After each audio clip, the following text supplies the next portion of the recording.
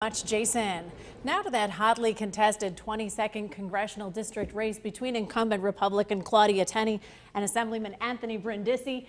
Each has agreed to come in studio this morning on Election Day ahead of this busy day ahead for an exclusive in-studio interview. Each gets 4 minutes. Jill will be timing those 4 minutes, answering the same set of questions. So thank you again for joining us, Assemblyman. Thank you for having I know me. It's an early start to your election day, That's but okay. Hey, this is it. So the first question comes from our Facebook viewers. This is from Donna Burke. She says, if you could speak directly to an undecided voter before the vote today, what one thing would you say and why you are the right choice without making any negative accusations about your opponent? Sure. I think if people are looking for someone who can reach across the aisle, work with Democrats and Republicans to actually get things done, someone who has a proven track record of taking on their own party when they feel their own party is wrong, then I would say vote for me. That's what I've done in the state assembly, and that's what I'll do in Washington. Okay, very good. And another question, we have one that Jason actually gave us.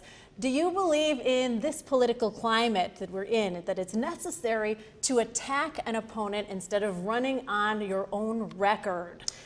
No, so this is like kind of in response to a lot of the political ads Sure. that a lot of people have said they're just tired of seeing this year. Well, I can speak for the ads that we've put out there and that I've paid for my campaign. We've featured Republicans that I've worked with on a local level to bring jobs to the area. We have featured a volunteer firefighter who's a Republican who has talked about some of the cancer benefits I got for volunteer firefighters. We have ads that feature my children. So I'm really trying to put out a positive message about bringing people together, working on issues like health care, on tax reform, on the economy. That's what I want to focus on. And of course, there's a lot of outside sources too, but Sure. that's sometimes beyond our control. Okay, and then going to campaigning, like who were you targeting in the campaign effort? It's been said millennials are a tough crowd to crack. So how did you go about, campaigning and kind of getting the attention of millennials, getting them out to vote? Well, we've really been targeting everybody. I've been showing up in all corners of the congressional district, doing open town hall meetings, talking to voters, listening to what concerns they have.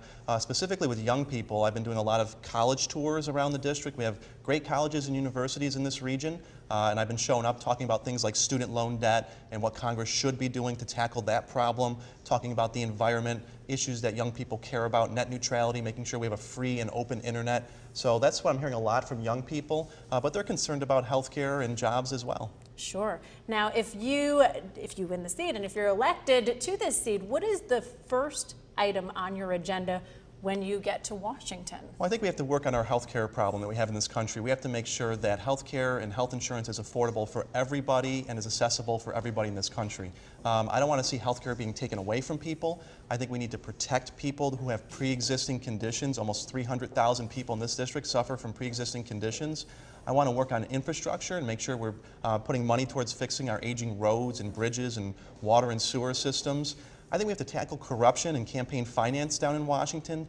I believe there's way too much money in politics these days, and it's many times people down in Washington are putting the interests of these big corporations ahead of the voters in their districts. So we need to really go after ethics reform, corruption, and campaign finance reform as well.